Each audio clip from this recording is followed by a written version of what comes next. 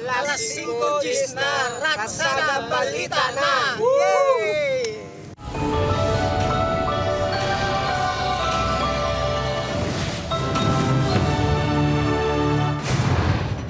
Tutukan, Subuga Webes. Face-to-face classes sa isa ka bulutuan sa Putotan, ginkan sila bangod sa pagpamahog nga nabaton. Pagkawat sang anom kapamatanon sang bike sa sulod sang balay sa Silay City na hulikam. Lalaki nga nagabaligya sang video sang pagpakigilawas sini sa mga minor de edad, arestado sa Iloilo City. Madamo nga patay nga manok, nakitaan nga nagalinapta sa suba sa Haniway, Iloilo. Pila ka residente sa Iloilo City nabudlayan sa pag-avail sang health services sa kabarangayan.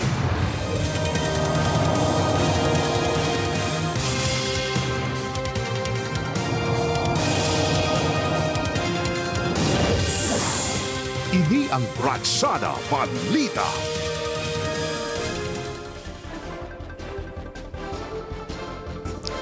Mayong hapon mga kapuso, maayong hapon Adrian. May hapon man George sa nagapauna nga balita, Pototan Pilot Elementary School ginpuhag sang shooting threat. Face-to-face classes gin-suspend, kapulisan ginatutukan na ang pagpamahog. Si Kim Salinas may nagaratsada nga balita. Pinaagi sa isa ka social media platform, nakabaton sa pamahog ang isa ka grade 6 student sa Pototan Pilot Elementary School. Gilayon ni ginsens ang estudyante sa group chat nila sang iya classmates. Sa pagpanugot sang lola, na istorya sa news team ang isa sa mga classmates ang estudyante. Base sa mensahe sang suspect, Hulyo 31 o kunpuas 12:30 sa hapon, himuon ang school shooting sa grades 1 to 6. Nagpadala pa sang laragway sang isa ka high-powered yaposel ang suspect. Tagagimbal ko ng suspect, kag himuon niya ang pagpangatake just for fun. Ipakita ko kay ma'am namon, kag nag-adjust na ka mga ibang nga teacher nga magdasala sa barangay hall ng police station. Ang isa kong kasmate na trauma, nagibi. Gilayon niya ginsuspend ang face-to-face classes sa Bulutuan. Nakibot lang ko di nga pag-abot ko di sa gate kaya gina pagpanao ko sa tricycle. Ano na, nagakinaran-karan ang tawo. Ginbilin ko lang dala ko, sugat ko dayon bata ko sa sulod. Nagpangayon na sa bulig ang Pototan Police sa Regional Anti-Cybercrime Unit 6 sa pagtumod sa nagpadala sa pagpamahog. Kung ma-identify as soon as mag-abot ang results ng RACO, we will file immediately sang kaso. Isa sa mga gina-consider namon is safety sang school kag ang public. Nagpatigayon man sang saturation ng kapulisan sa Bulutuan, agud ma-secure ang lugar sa iban pa nga pamahog.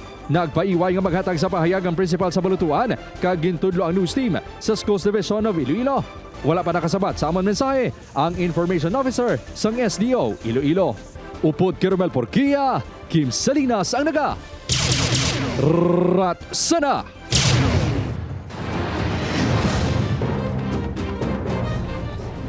Bike ginkawat sang anom kapamatanon sa isa ka balay sa Silay City. Insidente, nahuli ka sa Ilipid Dreso may nagaratsada nga balita. Nagapanilag sa palibot samtang nagalakat-lakat sa eskinita ang ini nga mga pamatanon. Kasubo nga may ginlantaw ang isa sa ila sa gate sa isa ka balay. Gilayon man sila nga naghalin kag nagsaylo sa pihak nga eskinita. Mati-unti-on, nagbalik ang isa sa ila kag nagsunod sa balay. Pagwa, ginaguyod niya na ang bisikleta. Kuha ang CCTV footage sa Barangay Rizal, Silay City sang Hulyo 29 ang kaagahon. Ginapanag-iyahan sa 14 anyos nga anak ni Clara ang ginkawat nga bisikleta. Ay, natulugan kuya. Alas 2 sa kagahon ko na mo. Kapag bugtao yung gulong tanaw yun, wala na. Hindi mo nang ginabike-bike, kita ay kung maglakat. Aminado si Clara nga nalipatan nga ilak ang gate rason nga nakasulod ang lalaki. Posible pangayaw ang mga pamatanon sa video sunod sa pila ka mga residente. Mga lima, dira-dira. Mga kabataan na daw katubo nila, hindi man sila ma-identify. Base sa investigasyon sa kapulisan, gintarget sa mga pamatanon ang bisikleta, bangod nakakita sang oportunidad. So nakita natin sa video, ma'am, do kapos ganun kaon sa mga kabataan mga bike. Pwede gid man diya magamit mo ibaligya. Situate gid nga i-secure nyo gid kag padlakan. Ginapangita na ang mga sospek. Upod kay Herald Eka, Aileen Pedraso ang naga. Ratsada! Mga kapuso balay sa Oton, Iloilo na igos ang stray bullet. Na-recover nga slug, ipaidalom sa ballistic examination. Si Zen Kinantang sa may nagaratsada nga balita live sa Barangay Kagbang, Oton, Iloilo. Zen?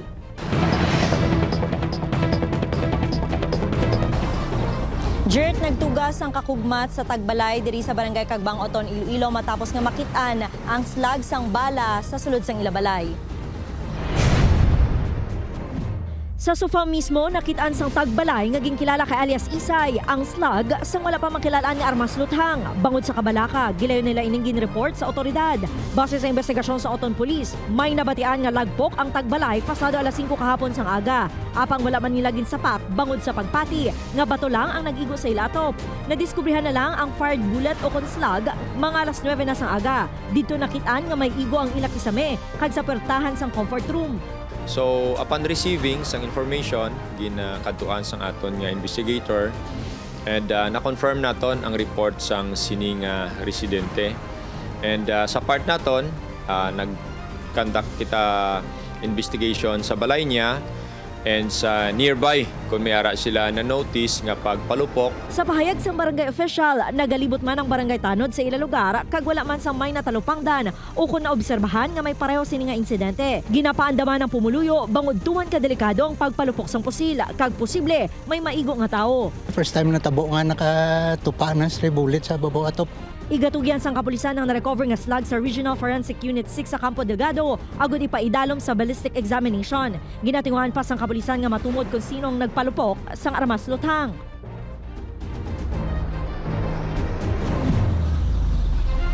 Jertson sa Oton Police may salabton ang sinuman nga magpalupok sang pusil sa tion nga makilalaan pasakaan ini sang kaso kag sara nga mapreso.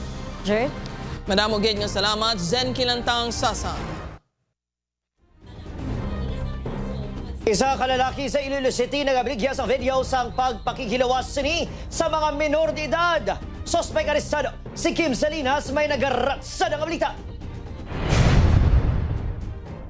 Matapos ang halos isa katuig nga monitoring, dakop ang 29 anyos nga lalaki nga si alias Ed sa isa ka boarding house sa Mandurriao, Iloilo City sa Martes. Residente ini sa syudad kag wala sang permanente nga trabaho. Ginserbihan ini sang cyber warrant matapos ginreklamo sang nabiktima sila nga 3 ka minor de edad nga babae. Sunod sa Regional Anti-Cybercrime Unit 6, nagabalig ang suspect sa online adult website sang videos sang pagpakighilawas ini sa ginaengganyo nga mga minor de edad. Nagapangita siya sa mga minor de edad nga mga babayi tapos gina-invite niya nga may obrahon sila, inaengganyo niya nga hatagan niya daw kwarta. Nangin madanlong ang suspect antes serakpan, bangod daga saylo-saylo ini sa ginatinaraan nga boarding house kada 2 ka bulan. Biskan yung may consent pa, ang minor nga babae, makonsider gina naton nga bawal gina siya. Based sa amon nga mga complainant, nagapasugot sila nga videohan sila. May idea sila nga ibaligya sa mga adult? Wala siya sila sir idea. Preso na si alias Ed kag napasaka na sa mga reklamo sa paglapas sa anti-online sexual abuse or exploitation of children kag anti-child sexual abuse or exploitation materials.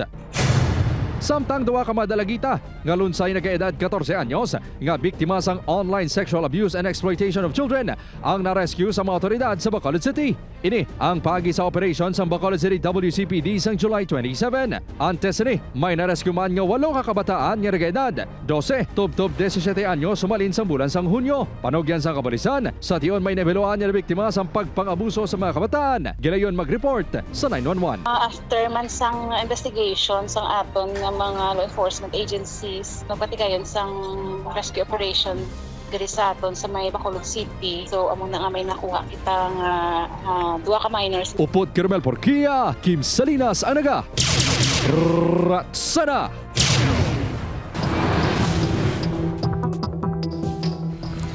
Mga kapuso, pila ka mga Ilonggo na budlayan nga mag-avail sang health services. Malaba nga pila kag garantiya nga maserbisyuhan pila sa mga pagpanghangkat sa mga residente. Si John Sala may nagaratsada nga balita.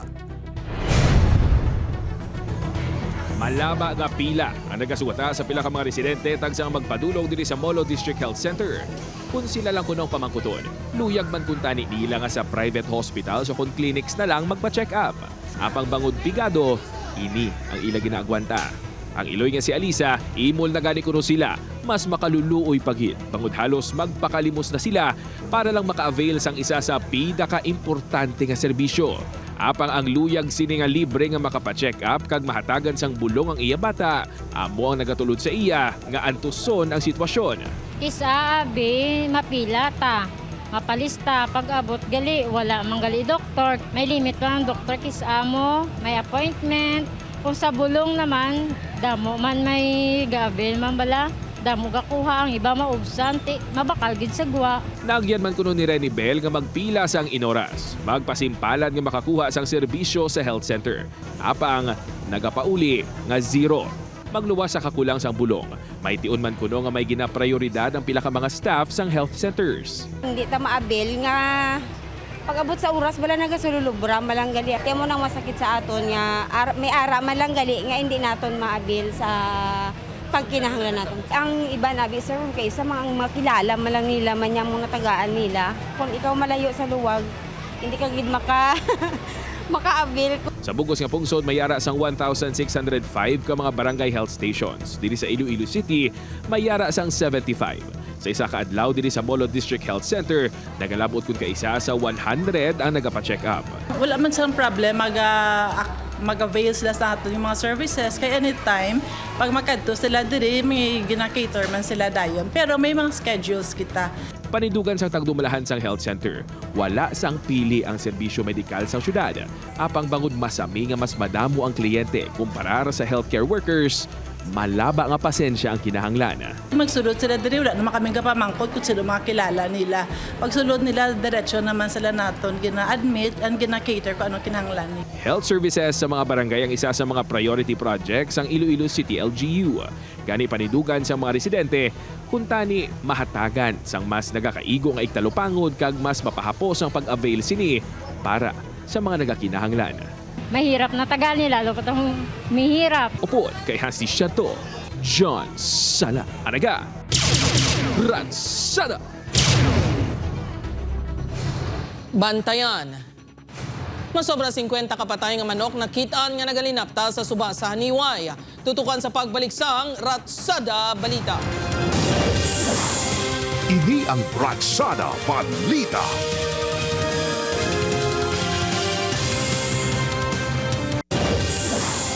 Ini ang Ratsada Balita.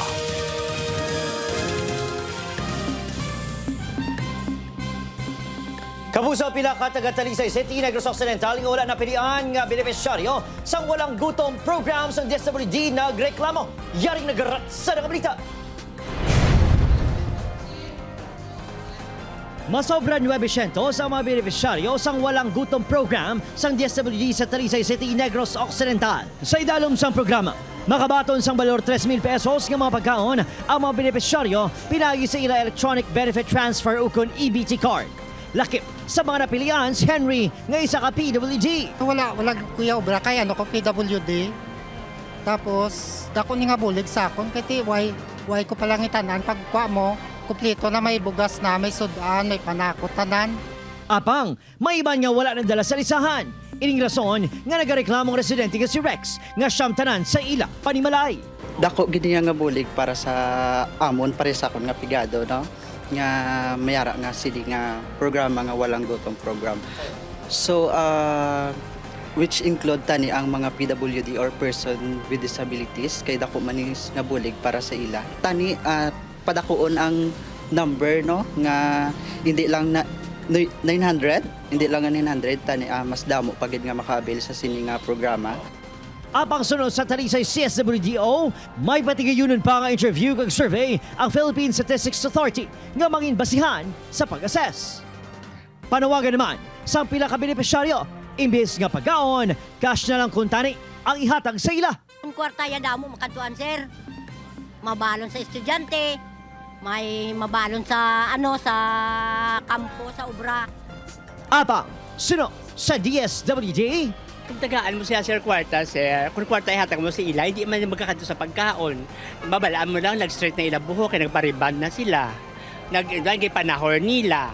Opo, Kiril Casillo, Adrian Prietos, ang naga. Ratsada! Sa iban pang balita, hindi magnubo sa 50 kapatay nga manok ang nakitaan sa suba nga sakop sa barangay Patong-Patong, Haniway, Iloilo. Una nga nakitaan sa suba ang mga patay nga manok sang Martes, July 28. Base sa pahayag sang nagpost sa social media nga si punong barangay Julian Carmelita Sr. nagapanimaho na ang mga manok. Ginbululigan na lang sa barangay officials ka pumuluyo nga mapanglubong ang mga manok. Apisar nga na-post sa social media ang hitabo, wala kuno ini ma-report sa Haniway Police. Apang ginaimbestigaran naman sa kapulisan. Base sa impormasyon, may mga poultry farm malapit sa lugar. Apang hindi pa mapiho kung sa diin naghalin ang mga manok. May nagdamot reported nga muna nakikot na lang kami, may nagkapitan na mismong nag-post na sa iyang social media. Pero sa panamon daw kinaboy lang nasang nagalagi daw.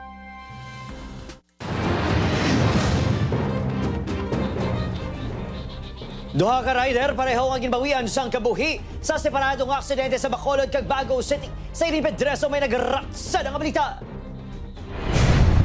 Patal nga pilas sa ulo ang gintunaan sa kamatayon sang college student nga si alias Jess matapos maaksidente ang iya ginamaneho nga motorsiklo sa barangay Pahanukoy, Bacolod City. Sa investigasyon sa Traffic Enforcement Unit, padulong sa norte nga bahin ang motorsiklo sa nakabunggo sa nagapondo nga pick-up nga hana nga mag-U-turn. Incidentally, kaya nag-witness siya kami clear ng plano yung dalan. Here comes karon isa ka motorsiklo coming from same direction. Nabunggot sa likod. Natala na nga mag-istoryahan na yung himata sang biktima kag ang driver sang pick-up suno sa kapulisan. Samtang ginbawian man sa kabuhiang 32 anyos nga si alias Ren matapos maaksidente ang iyang motorsiklo sa barangay Maaw, Baguio City. Papuli na sa Morsya ang biktima sa nawalan sang kontrol sa pagmaneho rason nga natumba ang motorsiklo. Patal nga pila sa ulo ang naagom sang biktima. Nagapit to sa mga siya pakaysa. Nagambal mo to sa mga pulis. Tungod sa kurbada, pagmang katulong, tapos ulan.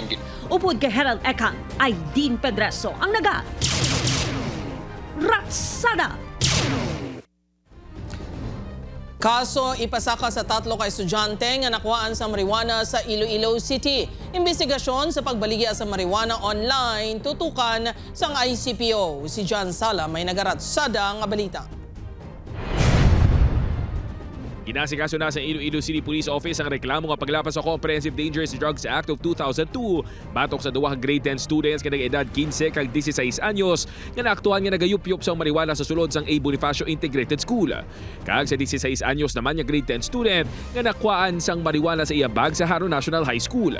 Sino kay Colonel Wilbert Parilla, ang 14 anyos nga upod sang duwa nga nagagamit sang marijuana ang hindi naman mapasakaan sang reklamo. Apang yara ini sa pag-inakop sang CSWDO. Walang criminal liability is yung 14 years old. Possession of illegal drugs, violation of RA 9165. Mas masangkaroon naman sa ICPO ang cyber patrolling base sa impormasyon nga nagabakal ang mga estudyante sa illegal nga droga online.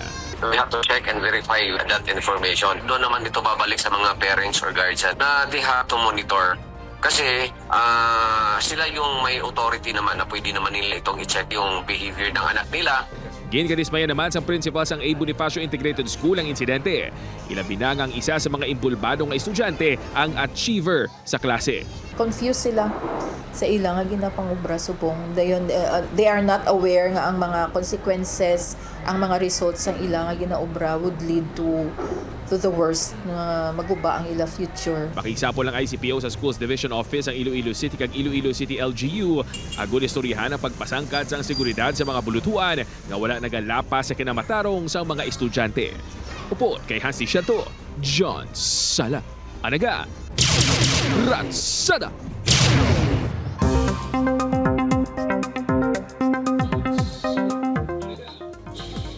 Mga puso natunaw ng LTA ang ginabantayan sa sulod sa Philippine Area of Responsibility. Sa pihak sinalauman man sa gihapon ang pag-ulan sa pinakabahing sang pungsod, bangod naman sa epekto sa easterlies kag localized thunderstorms. Base sa datos sa Metro Weather, lauman ang ulan sa bilog ng Western Visayas. Posibleng mabaskog kapag bubos ang ulan sa pinakabahin sang Capiz kag Iloilo gani maghalong sa baha kag landslide. Posible man ang pag-ulan sa iban pakabahin sang Pilipinas.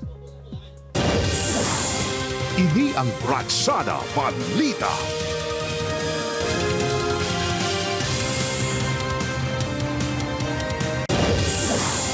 Ini ang Ratsada Balita.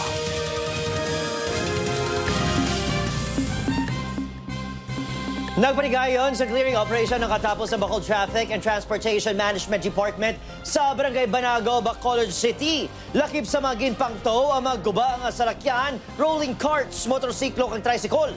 Ginpang tikitan man ang mga tag-iya sa salakyan nga illegal nga nagapark sa dalan. Di ba naman sa aton nga mga owners sa mga tricycle, private.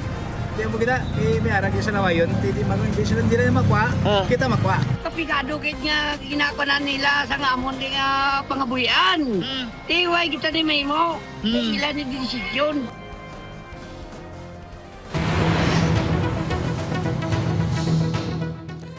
Barangay Hall sa Barangay Kasing-Kasing Molo nakakandado pa apisar nga office hours na. Si Zen Kilantang Sasa may nagaratsada nga balita, exclusive.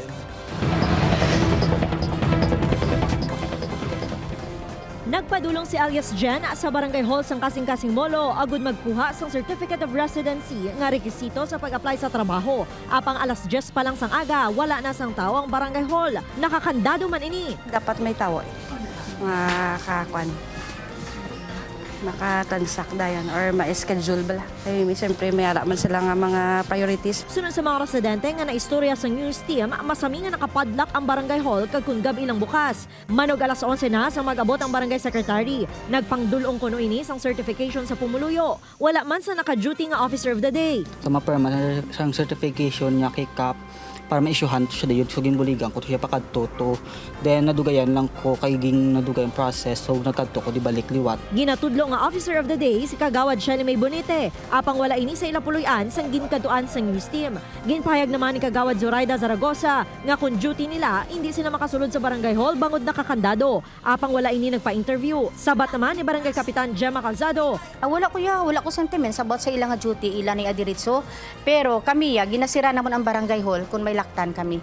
Kung wala kami sang laktan, ari ni siya open ang Barangay Hall. Now, open ang Barangay Hall subong ti, iya duty subong, it so happen duty iya subong ti, wala sa diti, wala kuya may mahambal. Sunod sa Department of the Interior and Local Government Region 6, dapat bukas ang Barangay Hall kung regular office hours. Supposedly, hindi na siya dapat ginasarado and it should be used and accessible to all the members of the community. Mahimo nga makasuhan administratibo ang mga barangay officials sa tion nga pamatudan nga wala sa nagakaigo nga rason ang pagpangkandado sa Barangay Hall.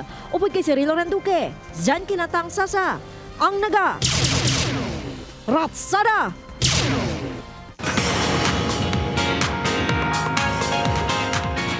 Mga puso, yari na ang mabalantayan sa The Master Cutter. Sa pagtaliwan ni Tonet, paano bala mabawi si Atoy kay Ibiang?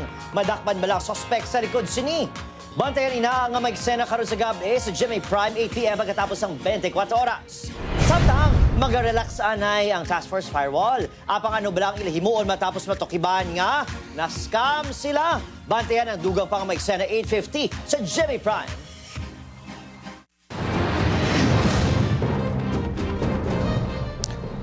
Ginbawian sang kabuhi samtang ginabulong sa ospital ang 52 anyos nga manunudlo sa isa ka kolehiyo sa New Washington, Aklan sang Hulyo 28, Martes sang hapon. Sunod sa New Washington Police, ginsumbag ang biktima sang 19 anyos nga lalaki sang Domingo, Hulyo 26 sa advanced graduation celebration sa isa ka balay sa Barangay Mabilo, New Washington. Ante sini, nagbaisay pa ang duha samtang nagainom-inom. Nagsakay na sa motorsiklo ang biktima agud kung tani magpauli, apang ginsumbag ini isang suspect ang nahulog sa iyang motorsiklo kag nalipong.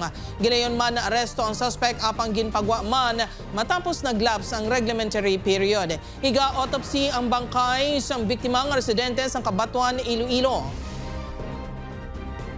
Isang unang pagtakom sa iya, ging file tani sa iya ang frustrated homicide. Galing kay na-expired ang victim naton. Ang mutong ging tagpo naman nato niya file sa iya sa homicide naman.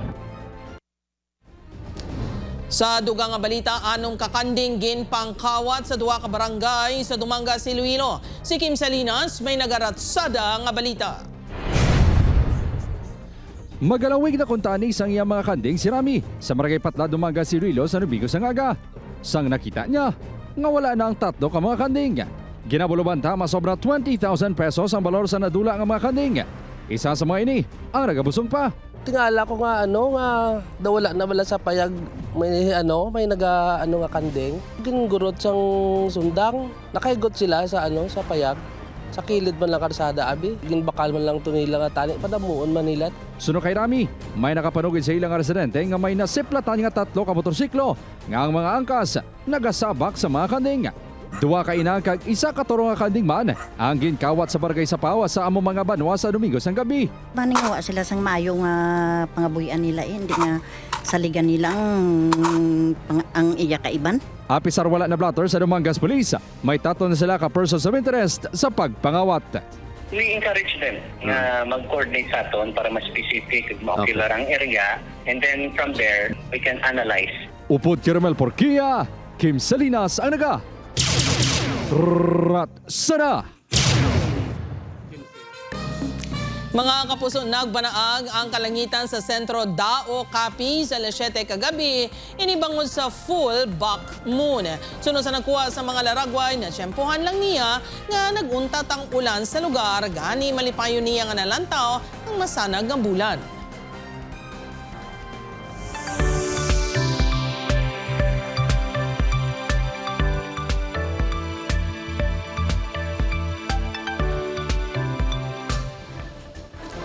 Mga kapuso, matanaw ang episode nga ini kag iban pa nga mga lokal nga balita sa official website sa GMA Regional TV www.gmaregionaltv.com. Pwede man ninyo mabisita ang amon official YouTube channel, GMA Regional TV. Kiklik ang subscribe button para sa pinakamainit nga balita halin sa mga rihon. Madamo nga salamat mga kapuso pati man sa aton mga kapuso abroad. Ako si Eden Prieto. Ako naman si Gertrude Charlatan. Kami ang GMA Regional TV. Wala sang ginadampigan, wala sang ginaprotektahan. Halin sa tubtob sumong, matutod niya serbisyo gid lang. Tubtob buwas, ululupod gyapon kita tanan sa Ratsada!